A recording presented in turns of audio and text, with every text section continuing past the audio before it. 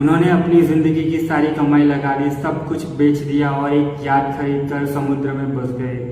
उन्हें लगा बस अब सुकून ही सुकून होगा, पर उन्हें नहीं पता था कि जिस सपने को वो जी रहे हैं वही सपना एक दिन उनका सबसे डरावना सच बन जाएगा। अगर आपको सच्ची रहस्यमय डरावनी कहानियाँ सुनना पसंद है तो हमारे चैनल को अब भी सब्सक्राइब कर लीजिए।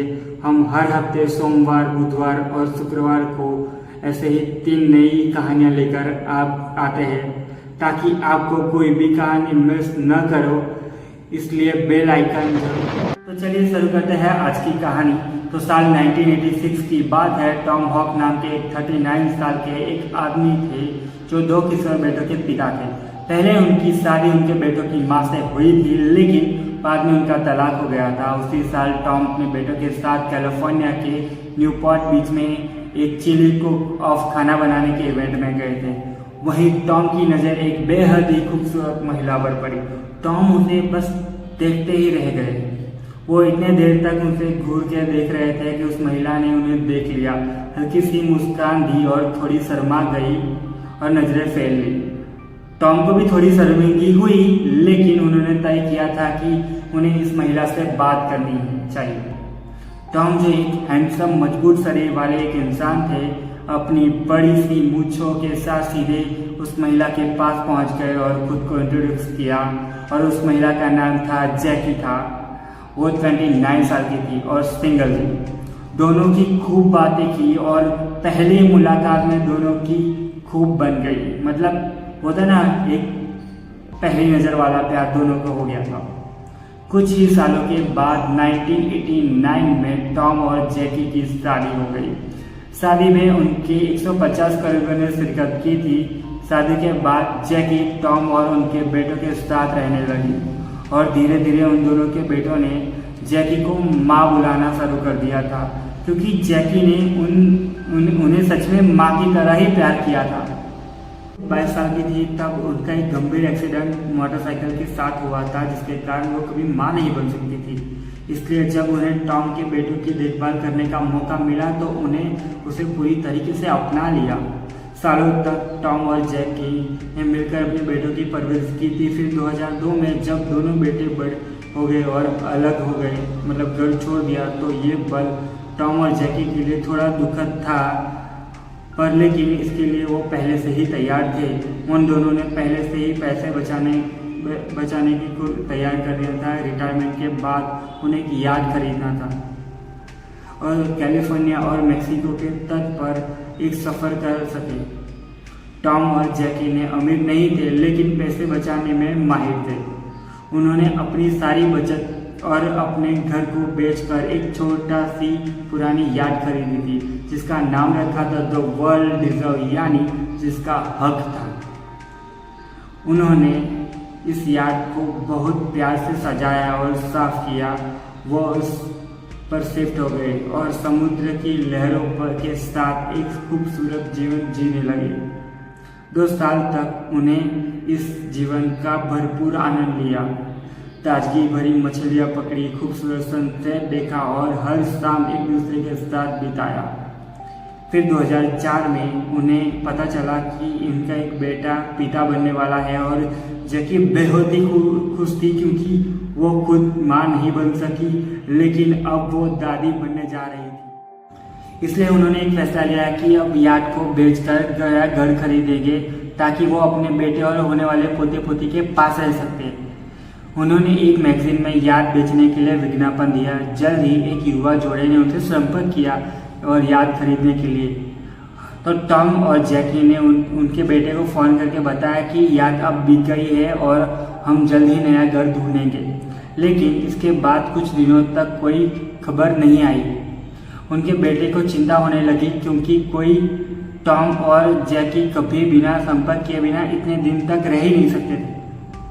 टॉम का भाई जिम, जो कि एक रिटायर्ड पुलिस चीफ था, खुद न्यू पोस्ट पर गया और वहाँ उसने याट देखी कि वो वही है कि नहीं है। जिम जब याट पर पहुँचा तो उसने देखा कि याट बहुत ही खराब हालत में पड़ी थी। रस्सियाँ बाहर लटक रही थी, कपड़े अस्त व्यस्त थे और जो टॉम की पर्सनालिटी और आदतों से एकदम बिल्कुल ही उल्टा था। उसे लगा कि शायद यार्ड के जो नए मकान मालिक आए हैं वो इतने साफ सुथरे नहीं रहते होंगे। फिर जिम को एक कॉल आता है एक महिला जेनिफर की, वो जिसने कहा कि उसने टॉम और जैकी से यार्ड खरीद ली है और उनको बताया कि उन्हें पैसे भी दे दिए गए हैं टॉम और जैकी को, और कार में बैठकर वो चले गए। जेनिफर खुद भी उनसे संपर्क करने की कोशिश कर रही थी क्योंकि कुछ निजी सामान यार्ड पर रह गया है उनका। जिनको याद आया कि टॉम और जैकी ने कुछ सालों पहले एक महिला को हायर किया था, उसका नाम था पेटिसिया। जब टॉम और जैकी यार्ड पर सफ़र करते थे तब वो पेटिसिया को कह देते थे कि अगर किसी को उनसे संपर्क करना हो तो वो मुझ तक मैसेज पहुंचा दे। तो जिम उन्हें तुरंत ही पेटिसिया से संपर्क किया और उससे पूछा कि क्या उन्होंने हाल ही में टॉम और जैकी से बात की है। पेटिसिया ने कहा कि नहीं, उसने कई दिनों से उनसे कोई बात नहीं की है और उसे भी अब चिंता हो रही है। अब तक सबको लगने लगा था कि कुछ तो गड़बड़ है। इसी बीच जिम ने पुलिस के पास गया और गुमशुदगी की रिपोर्ट दर्ज करवा दी।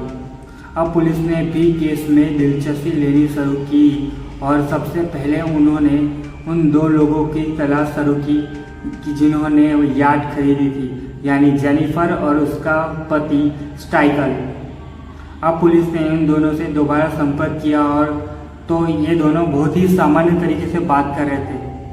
उन्होंने कहा कि उन्होंने यार्ड खरीदी, पैसे दिए और उसके बाद टॉम और जैकी अपने कार में बैठकर चले गए। लेकिन पुलिस को ये बात हजम नहीं हुई क्योंकि अगर उन्होंने इतने पैसे कैश में दिए थे तो टॉम और जैकी उस पैसों को लेकर बैंक में जमा करने जाते या फिर घर खरीदने की प्रक्रिया शुरू करते। लेकिन कुछ ऐसा नहीं हुआ था, कुछ भी ऐसा नहीं हुआ था। कोई बैंक में ट्रांजैक्शन नहीं, कोई नया घर खोजने का रिकॉर्ड नहीं, कुछ भी नहीं था, मतलब कुछ भी नहीं किया था। अंत में पुलिस ने स्टाइकन और जेनिफर को गिरफ्तार किया और उनसे पूछताछ की। काफी पूछने के बाद स्टाइकन ने एक भयानक सच कबूल किया। पूछताछ के दौरान स्टाइकन ने जो बताया वो सुनकर पुलिस बेसब्र रह गई।